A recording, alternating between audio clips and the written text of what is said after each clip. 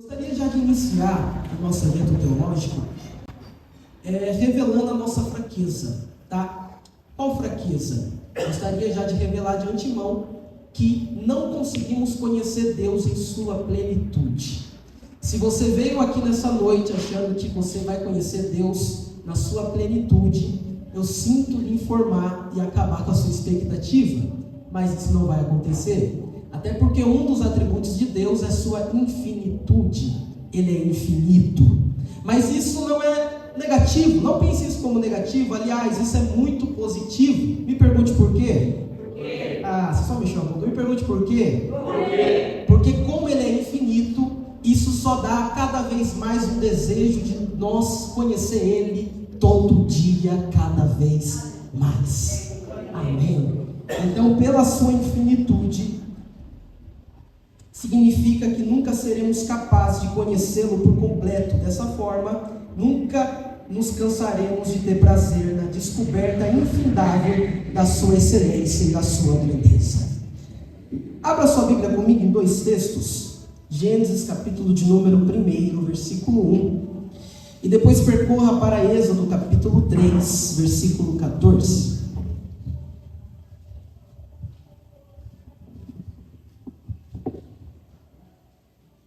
Gênesis 1, Êxodo 3, 14. Quando se encontrou, diga amém. Amém. No princípio criou Deus os céus e a terra. Agora percorra para Êxodo capítulo 3, versículo 14.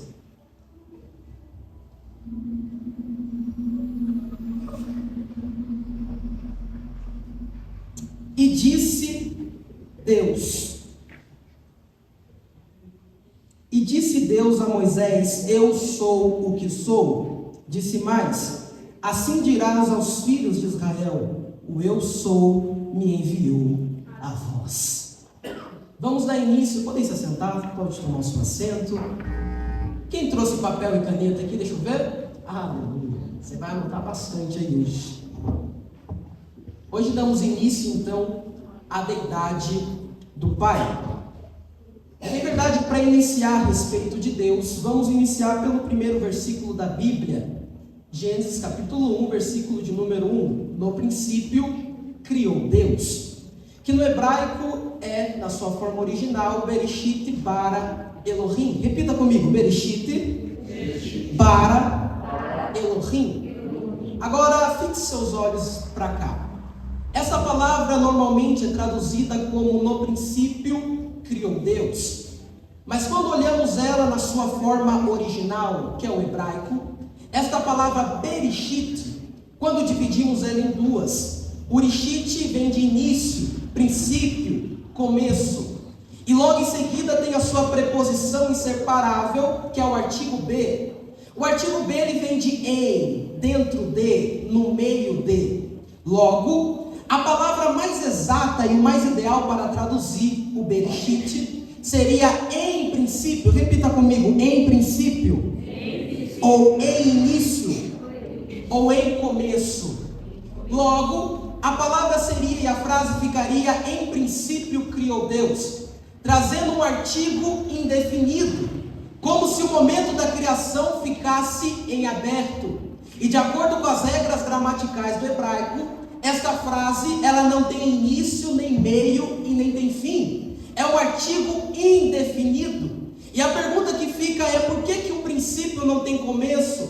Por que o princípio não tem início? Por que o princípio é um artigo indefinido? E aqui nós já temos a primeira revelação de Deus. É porque antes de existir o princípio, ele já era Deus.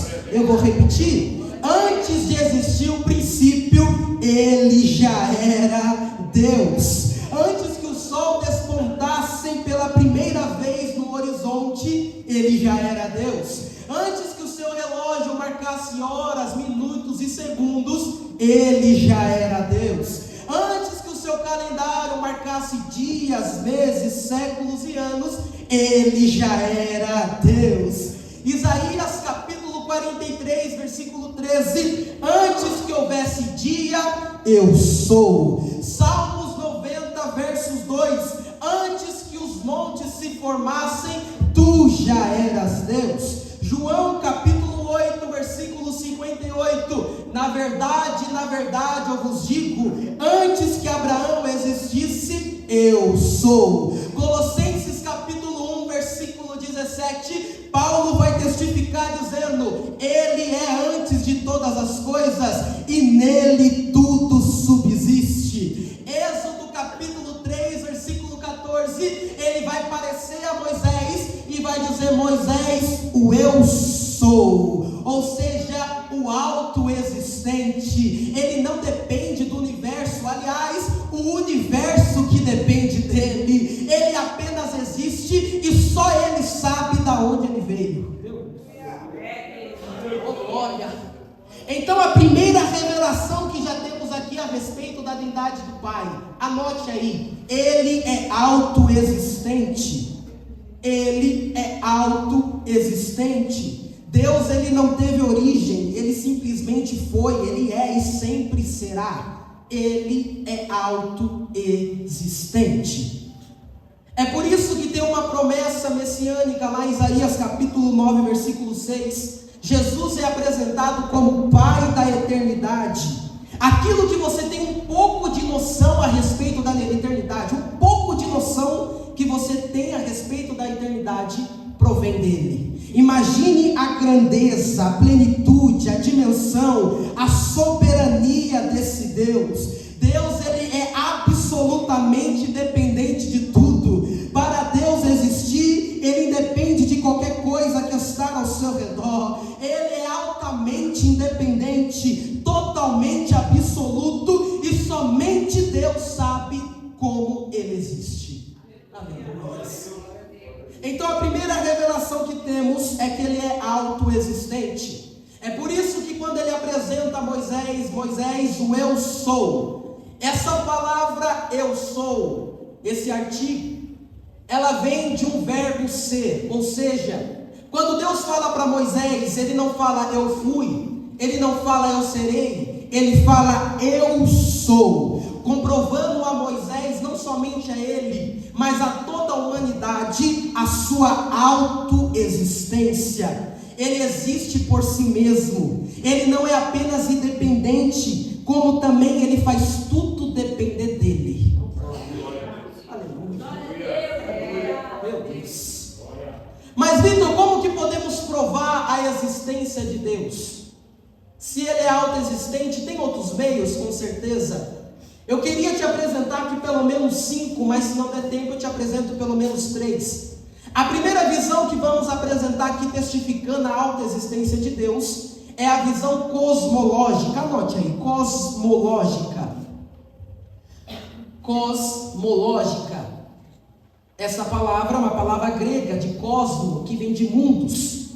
A cosmologia, ela vai dizer que o universo, ele é um efeito que exige uma causa primária. Eu vou repetir: o universo, ele é um efeito que exige uma causa primária.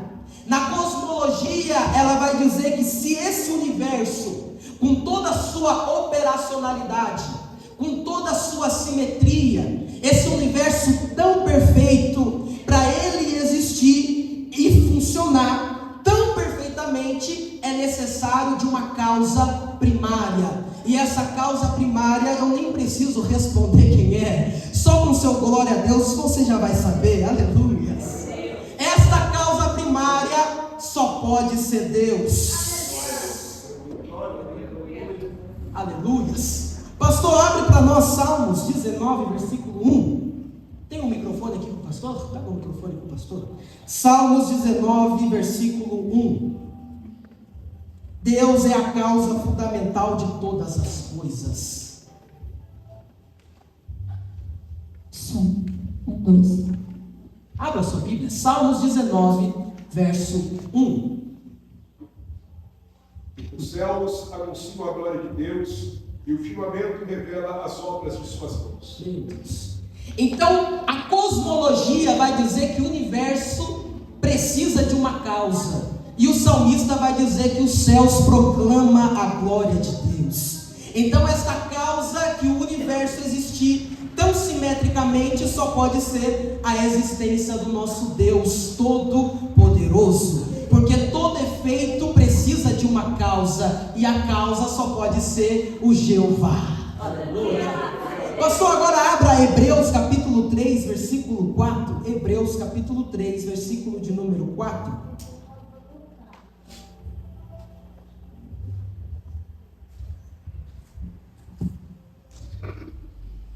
Pois toda casa é fundada por alguém, mas quem a fundamentou foi Deus. Então, a causa primária de tudo é Deus, o Eterno e o Salvador. Então o efeito depende da sua causa para a sua existência, e a natureza não pode produzir por si só. É por isso que na cosmologia nós vemos a existência do Deus Todo-Poderoso. A segunda visão é a teleologia. Anote, teleologia, a visão teleológica. Visão teleológica. Na teleologia, ele vai apresentar que o universo não apenas existe, ele não apenas existiu do nada, mas como também há uma mente por trás, porque o universo é tão perfeito, tão simétrico, que existe um arquiteto, existe um projetista, alguém projetou fazer o universo.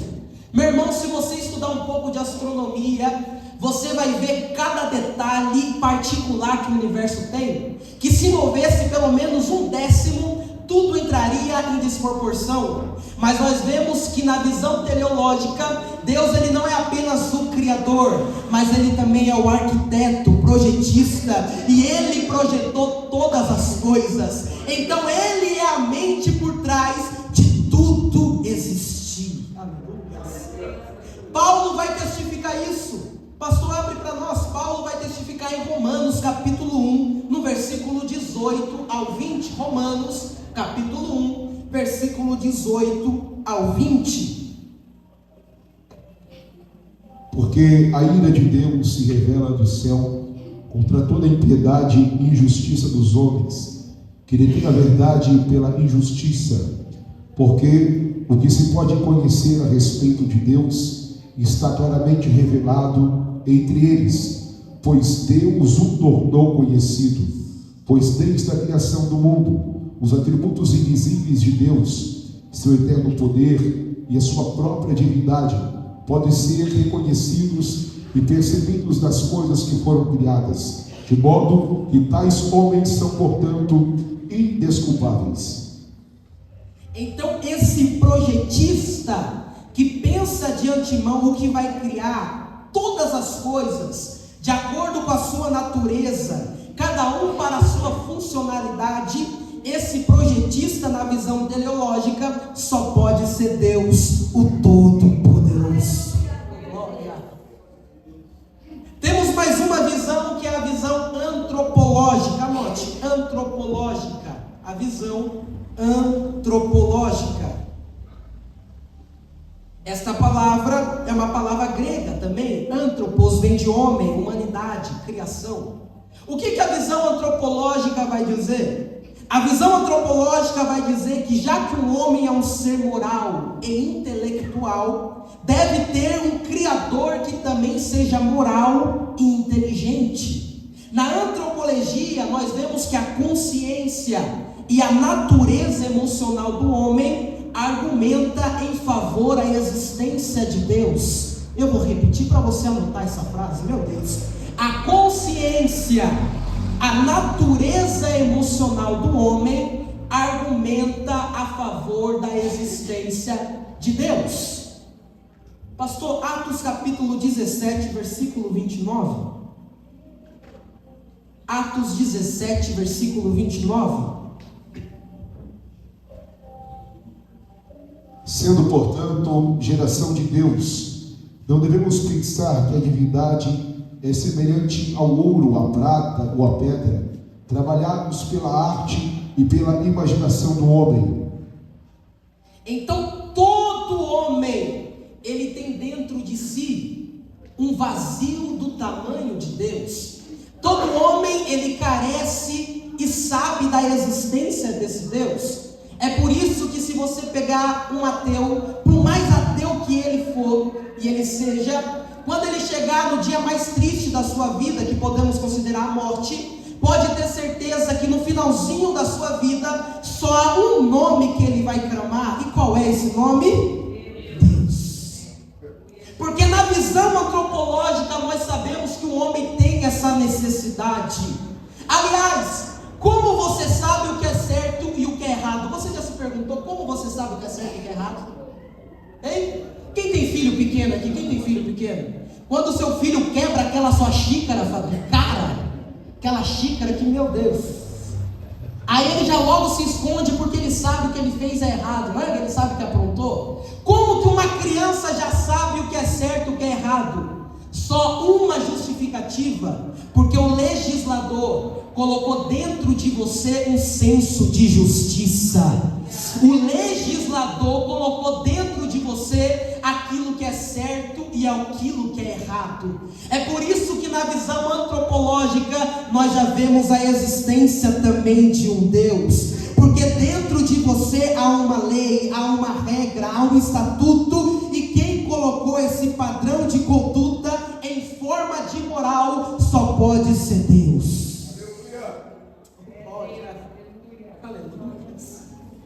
No entanto, quando você comete algo errôneo, quando você comete algo que está fora da justiça, algo ruim, automaticamente o seu subconsciente que você ativa, falando que você quebrou um princípio, que você quebrou uma lei, é ou não é?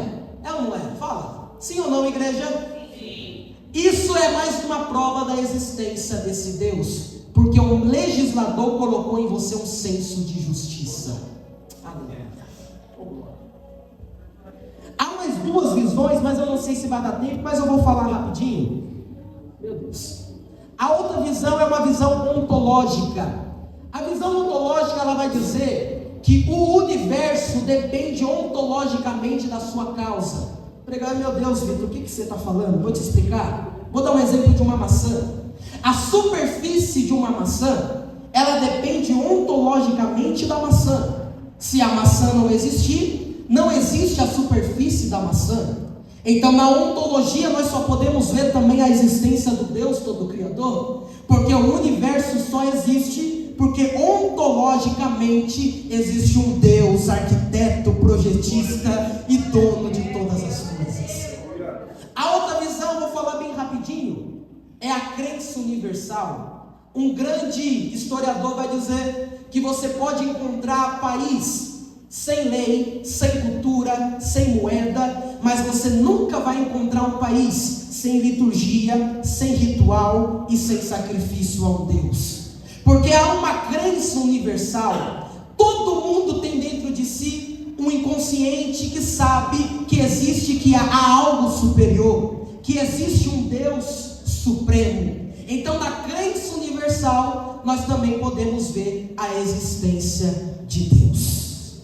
Amém? Anote aí, eu espero você anotar. E vamos correr, que tem muita coisa. Meu Deus. Mas, professor Vitor, quem é Deus? Quem é Deus? Eu costumo dizer que a sua natureza é espírito pessoal, o seu caráter é perfeitamente bom e a sua relação com o universo, ele cria, sustenta e dirige tudo. Quer anotar? A sua natureza, espírito pessoal. Natureza, espírito pessoal. A sua natureza, espírito pessoal. O seu caráter é perfeitamente bom. O seu caráter é perfeitamente bom. E a sua relação com o universo, ele cria, sustenta e dirige tudo.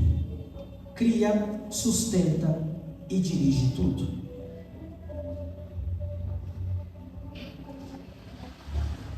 Mas, professor, como assim um espírito pessoal? Meu irmão, Deus, ele é espírito. Um espírito pessoal. Ou seja, ele é incorpóreo. Ele não tem corpo físico. Ele não tem substância material. Ele não tem partes ou padrões físicos. Observe, abra comigo João capítulo 4, versículo 24. João capítulo 4, versículo 24. João capítulo 4, versículo 24.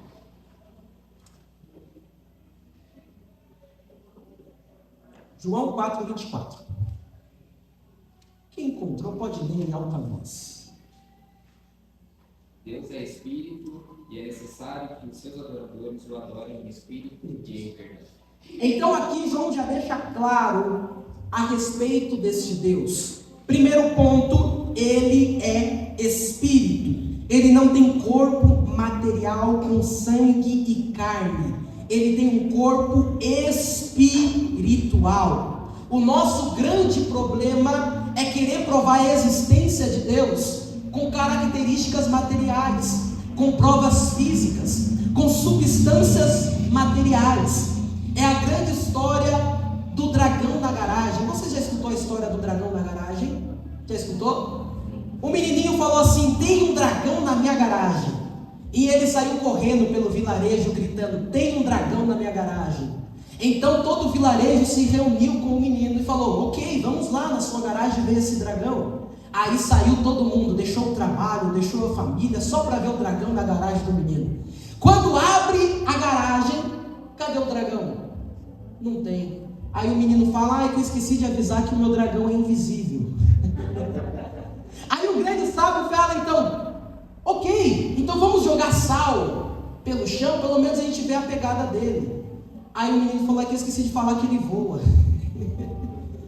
Então o sábio falou: e se a gente pegar tinta, jogar no alto, porque pelo menos a gente consegue ver a forma do dragão. E o menino fala: não, é que o dragão ele é incorpóreo.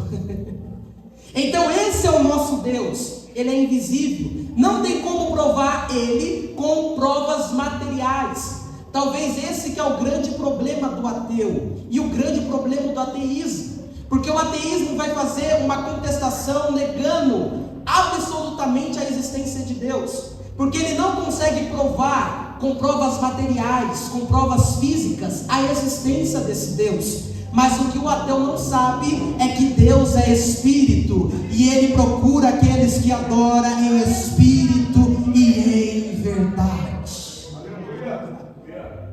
Então, ou seja, se ele é espírito, ele transcende o tempo e o espaço. Vou repetir: se ele é espírito, ele transcende o tempo e o espaço. Uma certa feita um ateu veio discutir comigo, eu tenho que contar essa história. E ele veio alegar para mim falando: olha, Deus não existe. A primeira coisa que eu falei para ele é: a partir do momento que você fala para mim que Deus não existe, só comprova ainda mais a existência de Deus. Aí ele falou: o que? Ele ficou meio doido assim. Ele falou: como assim?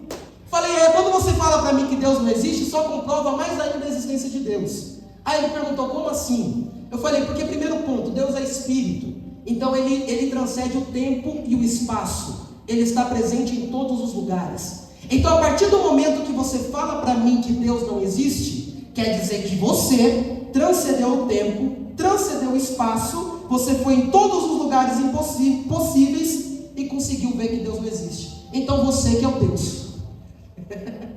Aí ele falou: como assim, não sou Deus? Não. Eu falei: porque se você está falando para mim que Deus não existe, então você transcendeu o tempo, transcendeu o espaço, foi em todos os lugares possíveis e contestou e testificou que ele não existe. Aí ele falou: de fato não tem como eu alegar que Deus não existe. Eu posso não conhecê-lo, mas dizer que ele não existe é impossível.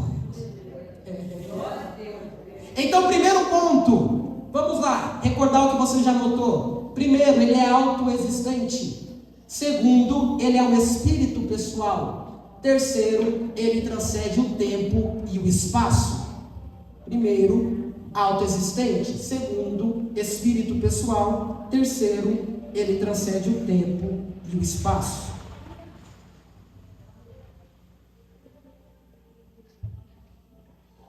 Quarto ponto, ele é o único Deus. Deuteronômio capítulo 6, versículo 4.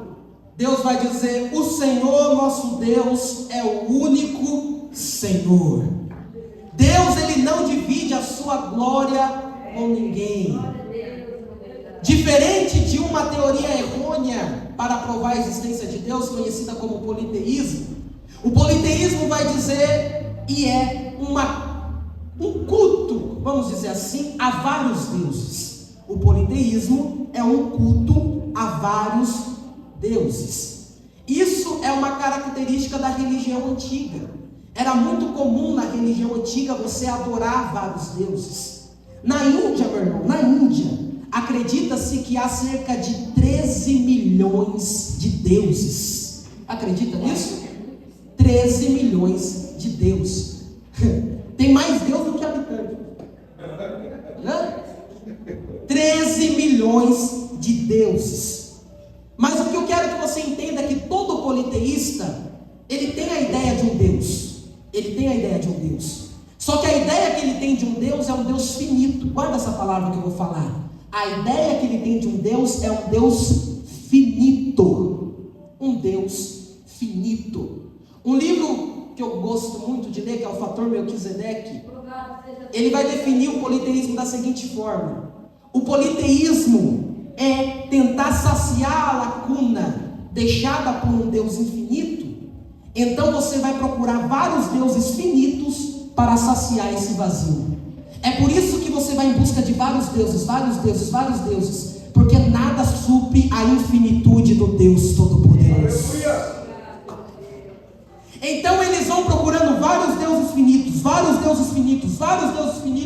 para conseguir suprir a infinitude do Deus Todo-Poderoso. Mas eles não conseguem. É por isso que vai criando-se deuses, para conseguir preencher o vazio. Então, para cada necessidade tem um Deus. Para cada necessidade eu preciso de um Deus. É assim que o politeísta vê Deus. Mas entenda, quando Deus se encontra com Abraão, em Gênesis capítulo 12, abra sua Bíblia comigo em Gênesis, no capítulo de número 12.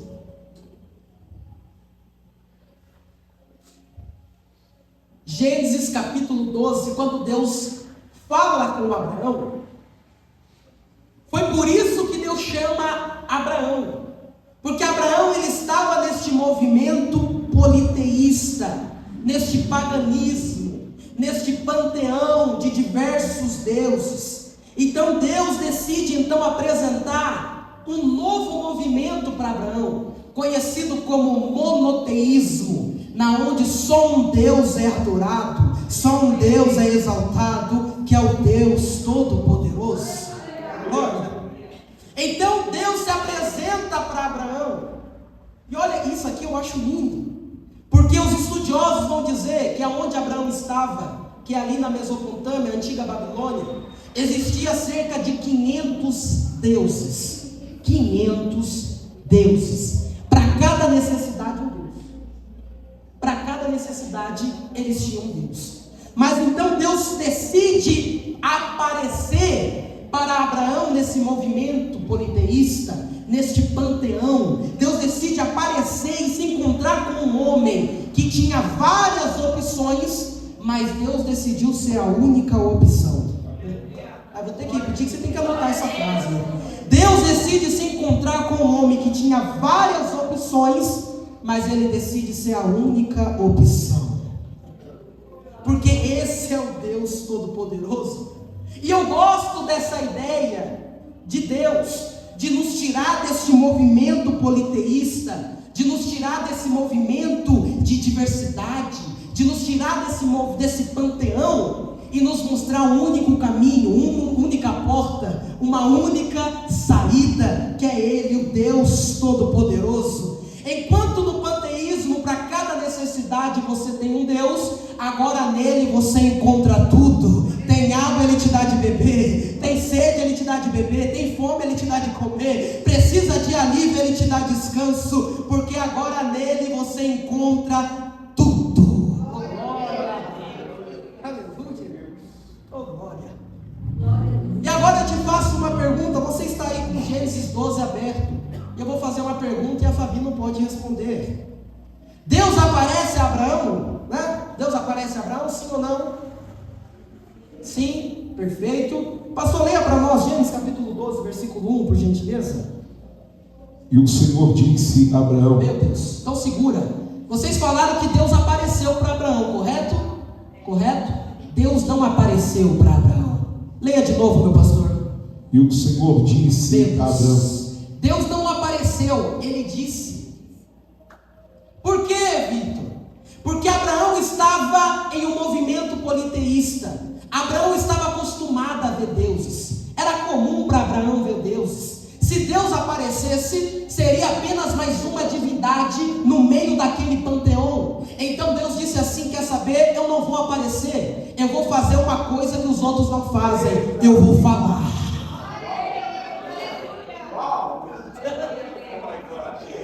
Porque enquanto eles têm boca, mas não fala, têm ouvido, mas não ouve, têm pé, mas não anda, têm mão, mas não pega, eu sou Deus Todo-Poderoso, Abraão. Eu sou Deus Todo-Poderoso. É por isso que Deus só vai aparecer para Abraão quando Abraão sai da terra.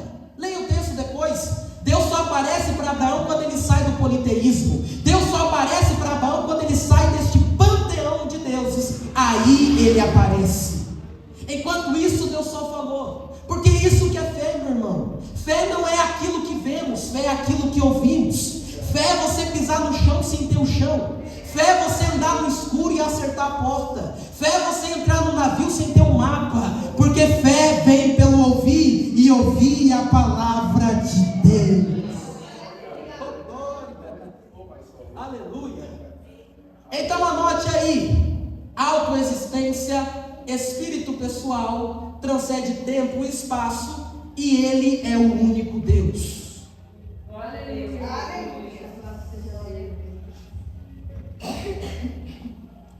Amém? Agora nós vamos falar um pouquinho a respeito dos atributos deste Deus. Nós já falamos alguns aqui, como por exemplo a sua autoexistência. Mas professor, o que são os atributos? Atributos são qualidades ou características essenciais. Deus ele tem dois tipos de atributos. Quantos tipos? Deus ele tem os seus atributos comunicáveis. Anote: atributos comunicáveis. E os seus atributos incomunicáveis. Atributos comunicáveis e atributos incomunicáveis. Vitor, o que são os seus atributos incomunicáveis? Os seus atributos incomunicáveis são aqueles que ele não compartilha com ninguém. É essencial da sua natureza. Só ele tem. Vitor, me dê alguns exemplos. Claro, a sua autoexistência. Por acaso você é autoexistente? Quem aqui é autoexistente? Levanta a mão para eu ver. Você foi criado, né? Você gerou lá na barriga da sua mãe, né? A sua imutabilidade, Deus não muda, é um atributo incomunicável. A gente muda direto. Esses dias o pastor estava careca. A gente muda, a gente muda sempre. São atributos incomunicáveis. E os atributos comunicáveis, professor? Os atributos comunicáveis são aqueles que por graça, escuta, por graça, Deus decidiu compartilhar conosco. Por graça, Deus decide compartilhar conosco. Vou dar um exemplo: amor, bondade, justiça, misericórdia. Quem aqui sente amor? Quem aqui sente amor? Quem aqui já sentiu um senso de justiça uma vez na vida? Misericórdia. Quem já teve misericórdia por amor, irmão? Esses são atributos comunicáveis, aqueles que pertencem a Deus, mas também Deus compartilha conosco por graça. Amém? Claro? Ficou claro? Então nessa noite, nesse finalzinho de minutos que me resta, eu gostaria de tratar a respeito dos seus atributos incomunicáveis. Os seus atributos incomunicáveis. O seu primeiro atributo incomunicável, a gente já começou falando dele aqui logo no começo, é a sua autoexistência. Abra comigo Romanos capítulo 11, versículo de número 33 e 34. Romanos 11, 33 e 34. Romanos capítulo 11, 33 e 34. Outra pessoa abre Apocalipse, capítulo 4, versículo 11. Apocalipse, capítulo 4, versículo 11. Ó profundidade das riquezas, tanto da sabedoria quanto do conhecimento de Deus. Quão insondáveis são os seus juízos e quão inescrutíveis os seus caminhos. Apocalipse 4, 11. Tu és digno, ó Senhor, nosso Deus, de receber glória, honra e poder, pois criaste todas as coisas e elas existem porque as criaste segundo a tua vontade. Então aqui já fica claro o seu atributo incomunicável. Somente ele é autoexistente. Aliás, tudo existe por causa dele. O segundo atributo é o seu atributo da imutabilidade. Ou seja, Deus não muda. Ele é, ele foi e ele sempre será. Deus, ele não muda, meu irmão. Abra comigo Salmos, verso 102, versículo 27. Salmos 102, 27. Salmos 102, 27. E outra pessoa abra Tiago, capítulo 1, versículo 17. Tiago, capítulo 1, versículo 17. Mas tu, em verdade, és sempre o mesmo, e os teus anos jamais terão fim. Tiago 1, 17. Tudo de bom que se recebemos é tudo o que é perfeito vem do céu. Vem de Deus, o Criador das luzes do céu. Ele não muda nem varia de posição, o que causaria a escuridão. Então aqui temos mais um atributo incomunicável, que é a sua imutabilidade. Deus, ele não muda. Mas professor, então como que fica aqueles textos que a Bíblia diz que Deus se arrepende? E agora?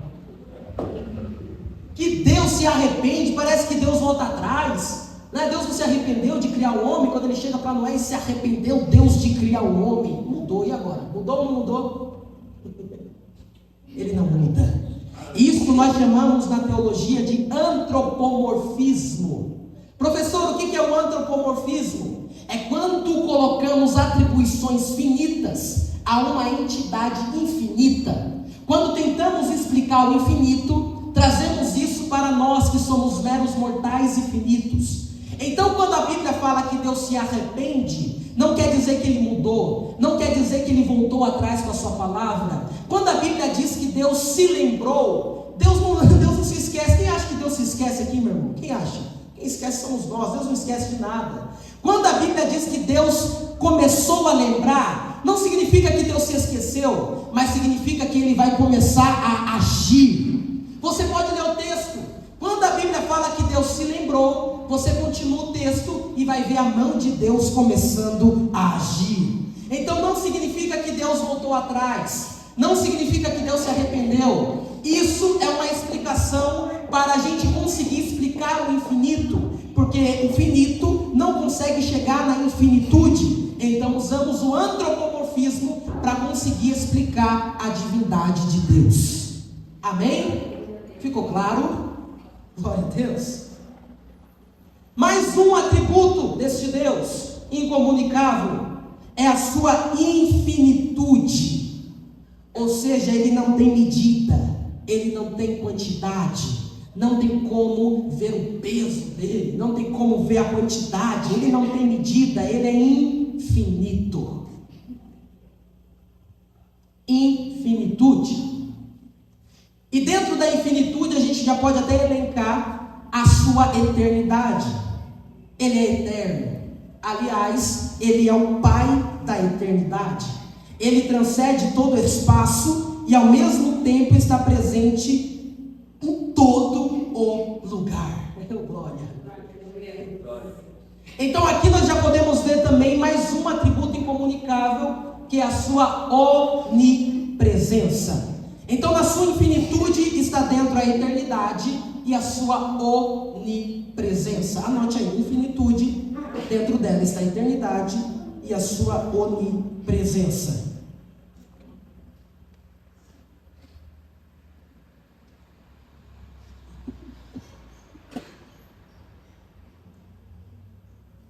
Amém? Agora nós vamos tratar, e é o que eu mais gosto, a respeito da sua onipotência. Escute, Deus, em Gênesis, no capítulo 17, versículo 1, ele vai dizer: eu sou Deus Todo-Poderoso, o El Shaddai. Então ele tem a onipotência, ele tem todo o poder. Mas Vitor, vamos elencar e abrir para a gente poder entender um pouco melhor? Claro. Primeiro, ele tem poder sobre os demônios. Lucas capítulo 8, versículo 29 ao 33, quando aquele endemoniado faz uma súplica a Deus, dizendo: não me jogue ao Tártaro ou ao abismo. Então Deus, ele joga aquele demônio nos porcos. Então ele tem poder sobre os demônios. Segundo, ele tem poder sobre a morte. Existe um homem que há 4 dias estava morto. Para a biologia não tinha mais jeito, para nós meros mortais não tinha mais jeito, mas tinha Deus o Todo-Poderoso. E ele disse: Lázaro, saia para fora.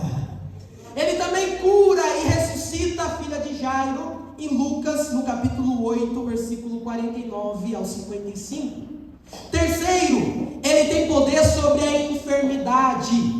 Existia uma moça que há 12 anos estava com problema de fluxo de sangue, mas Deus aparece e aquela mulher apenas toca na sua orla e ela foi curada. Ele também cura o cego de nascença, cura o paralítico e também faz muitos milagres durante a sua vida. Quarto ponto, ele tem poder sobre a natureza. Ele acalma o mar, ele acalma o vento, ele anda sobre as águas, ele transforma a água em vinho. Esse é o Deus Todo-Poderoso. E ele tem tanto poder que ele apenas criou tudo apenas com o haja. Vocês lembram do primeiro versículo que nós lemos? No princípio criou Deus. Bereshit bara Elohim. O bara é o primeiro verbo da Bíblia. Bara significa criar. Mas bara, meus queridos pastores, não significa apenas criar. Bara significa criar a partir do nada. Criar sem ter nenhum recurso. Trazer à existência aquilo que nunca existiu. E isso que me deixou, meu Deus, eu ia falar careca, mas deixa quieto. Isso que me deixou perder os cabelos. Porque quando Deus vai criar o ser humano, Ele não cria com o verbo bara. Ele cria, meu pastor, com o verbo asa. Asa também é criar. Mas asa não é apenas criar. Asa significa criar utilizando algum recurso. Criar utilizando algum suporte. E assim Deus o fez. Quando Ele vai criar o ser humano, Ele utiliza o pó. O pó? Ah, para com isso. O pó é a terra. Então o seu Deus, Ele é tão poderoso que Ele cria a partir do nada, como Ele também cria em cima daquilo que já existe. Ele é tão poderoso que Ele tem poder de trazer vida, como também tem poder de trazer vida em cima da morte.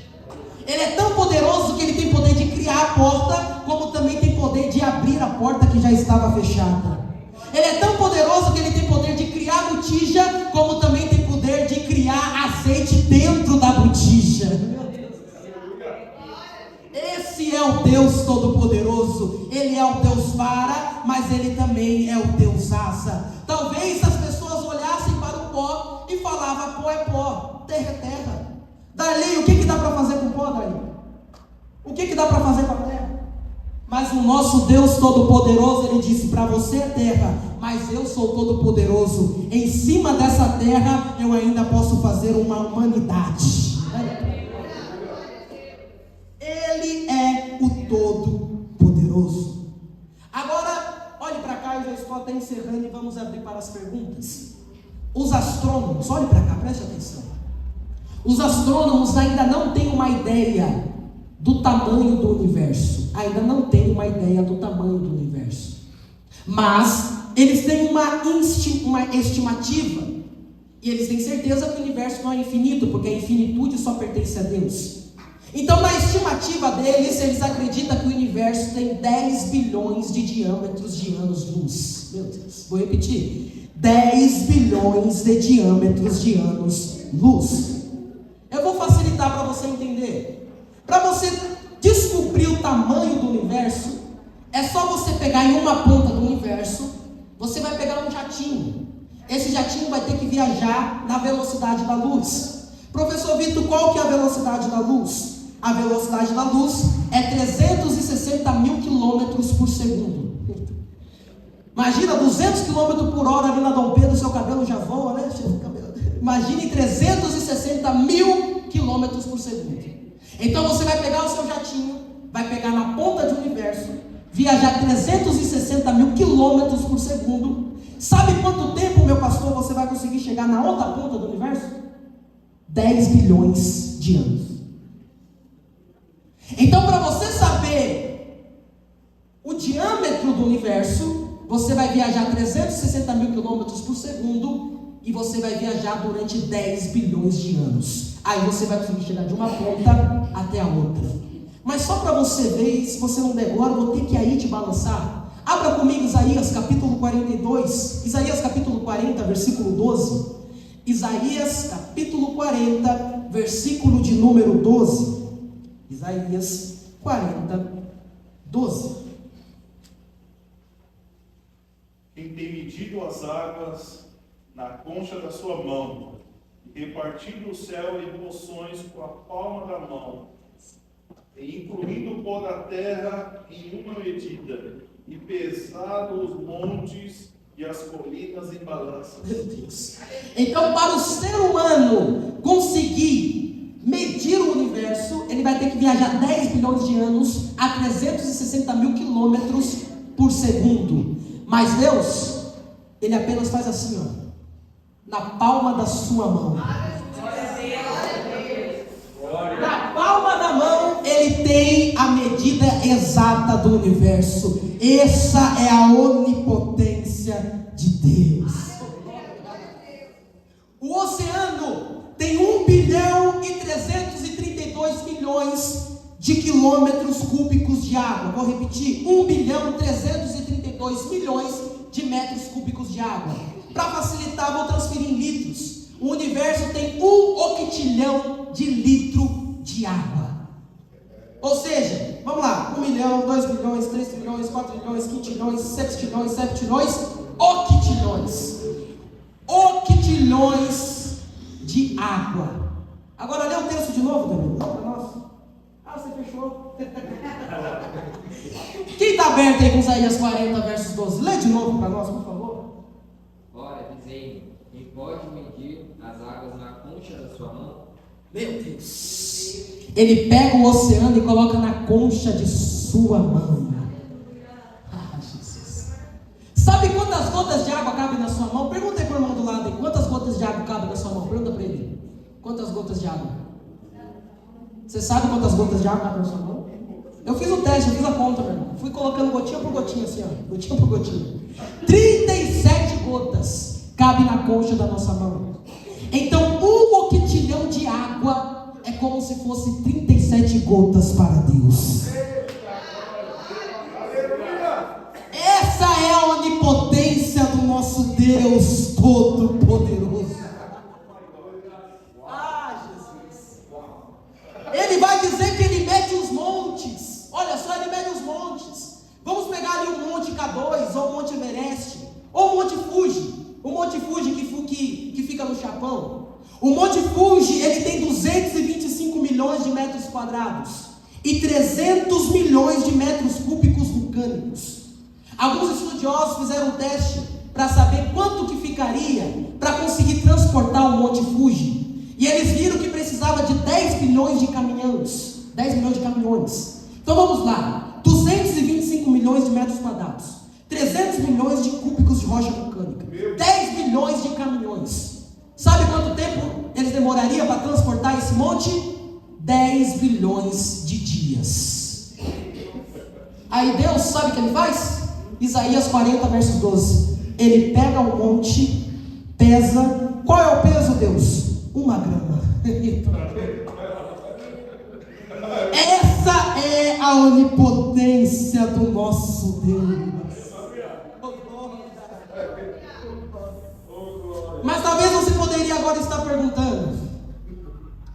Deus, eu vou ter que correr 8h47. Vamos então para a sua onisciência. Deus, ele também é onisciente. Ele conhece todas as coisas. Essa qualidade de conhecer todas as coisas é conhecida como onisciência. Anote aí, onisciência. 2 pontos dessa sua onisciência. O primeiro ponto é que eu já acho fantástico. Ele conhece a si mesmo. Isso aqui eu já acho impressionante, porque ele é infinito. Vinícius, Deus é infinito. Deus é eterno. E ele conhece a si mesmo. Abra comigo 1 Coríntios capítulo 2, versículo 10 e 11. 1 Coríntios capítulo 2, versículo 10 e 11. 1 Coríntios capítulo 2, versículo 10 e 11.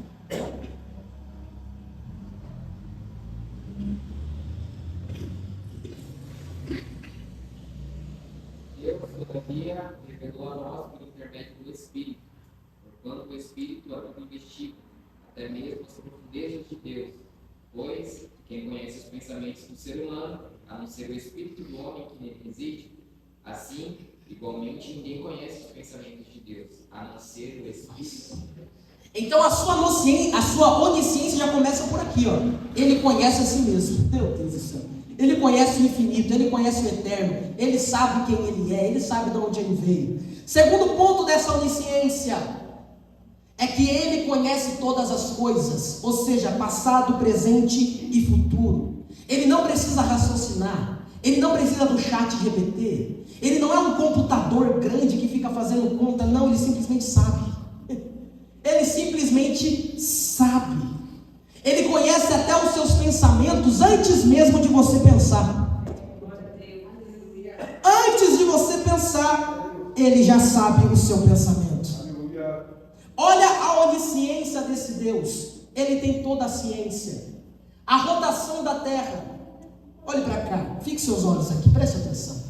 A rotação da Terra, você aprendeu isso na escola, rotação e translação. Rotação é quando a Terra roda em torno do próprio eixo. Translação é quando ela roda em torno do Sol, perfeito? A rotação da Terra, que é o movimento que a Terra faz dentro do próprio eixo, dura 24 horas, correto? 24 horas. Se a gente diminuísse um décimo dessa rotação, esse tempo fosse diminuído um décimo, os dias aumentaria 10 vezes.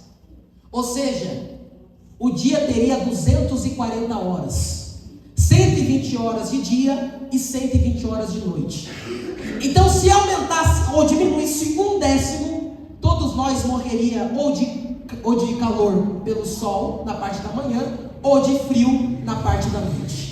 E se a gente aumentasse um décimo, professor? Se aumentasse um décimo dessa rotação, toda a Terra seria torrada pelo Sol. Essa é a onisciência de Deus. Quem calculou exatamente o segundo, o minuto, a hora da rotação da Terra? Quem calculou exatamente, sabia que ela tinha que rodar 24 horas para que aqui pudesse haver vida? Só pode ser a onisciência do Deus Todo-Poderoso.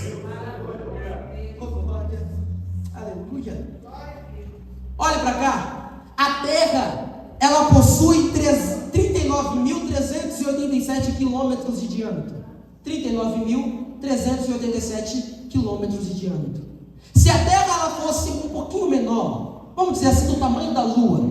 Se a Terra fosse do tamanho da Lua, aqui não teria vida gravitacional. As águas, Kelly, iriam flutuar.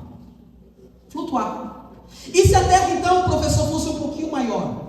Se a Terra fosse um pouquinho maior, a pressão atmosférica seria tão forte que aqui não existiria vida animal e nem vida vegetal. Quem calculou o diâmetro da Terra exatamente para que a pressão fosse razoável e para que os mares permanecessem na lei da gravidade é a onisciência deste Deus. Você sabe qual que é a distância que a Terra tem do Sol? A Terra ela tem uma distância do Sol de 150 milhões de quilômetros de distância entre o Sol. 150 milhões de quilômetros de distância entre o Sol. Isso é uma distância adequada para ter um aquecimento adequado para que haja vida aqui na Terra. Se a Terra tivesse de distância a mesma distância que Vênus tem de Mercúrio, todo mundo morreria por conta do Sol. Quem que calculou e sabia a distância suficiente para toda a Terra não ser queimada e congelada? A onisciência de Deus. E eu gostaria de encerrar nessa deidade do Pai, que hoje nós tratamos a respeito, que Ele é autoexistente, Ele é espírito pessoal, Ele é o único Deus, e os seus atributos, a onipotência, a onisciência. E eu gostaria de encerrar dizendo: quantas estrelas existem no universo? A olho nu, nós conseguimos ver 1000 estrelas. Se a gente pegar o binóculo Galileu, a gente consegue enxergar 30 mil estrelas. Se a gente for lá no telescópio da NASA, a gente vai enxergar 1 milhão de estrelas. Em 1995, eles lançaram um telescópio espacial chamado Hubble. Esse telescópio ficou durante 100 horas no espaço. E ele conseguiu enxergar 200 bilhões de estrelas, não, de galáxia. E cada galáxia existia cerca de 200 a 400 bilhões de estrelas. Então, se você quiser saber quantas estrelas tem no universo, você vai ter que fazer aí 200 bilhões vezes 200 bilhões. Eu que sou contador nem me atrevo. Eu acredito que vai ali nas casas do 40 quintilhões. Mas o que eu acho lindo é que Salmo 147, no verso 4, diz que Deus conta as estrelas e chama cada uma pelo seu nome. Esse é o Deus Todo-Poderoso, o onisciente, o onipotente, o imutável, o infinito, o autoexistente e o único e supremo Deus. Aleluia! Eu gostaria de encerrar esta aula fazendo uma oração juntamente com você. Por favor, se coloque em pé, feche os seus olhos. Gostaria de fazer uma oração, porque aqui é apenas uma aula. Não tem como a gente conhecer Deus em sua infinitude, porque Ele é infinito. Mas que possamos cada dia mais ter o almejo em conhecê-lo. Que cada dia mais a gente venha querer que Ele seja conhecido e Ele buscar a sua revelação para nós. Então feche os seus olhos, querido Deus, Senhor de toda a criação e fonte de toda a sabedoria. Agradeço por tua grandeza, por tua perfeição e por tudo que podemos aprender sobre ti. Reconheço que é Deus que sustenta o universo com o poder de tua palavra e mede os céus a palmo, que coloca o oceano na palma da mão. Eu te louvo por tua onipotência, por tua onisciência e por tua presença constante em cada detalhe da criação. Que possamos sempre conhecer tua soberania e buscar viver de acordo com a tua vontade, confiando em tua infinita sabedoria e amor. Senhor, neste momento buscamos a tua revelação, pedimos que o Espírito Santo abra os nossos olhos espirituais para que possamos compreender a tua verdade, conhecer mais de tua essência e sentir tua presença de forma real em nossas vidas. Que a tua luz ilumine nossas mentes e corações, afastando toda dúvida, confusão e incredulidade. Desejamos, Deus, te conhecer mais profundamente, estender os teus propósitos e viver de acordo com a tua vontade. Ajuda-nos a conhecer que tu és o Deus que sustenta tudo com perfeição, que mede os montes e que cria o universo com um simples comando. Que possamos nos maravilhar com a tua soberania e confiar em tua infinita sabedoria, mesmo quando não compreendemos tudo ao nosso redor. Dá-nos um coração humilde e sedento por ti, que busca a tua face acima de todas as coisas. É o que nós te pedimos em nome de Jesus. Amém. Eu agradeço a oportunidade em nome de Jesus.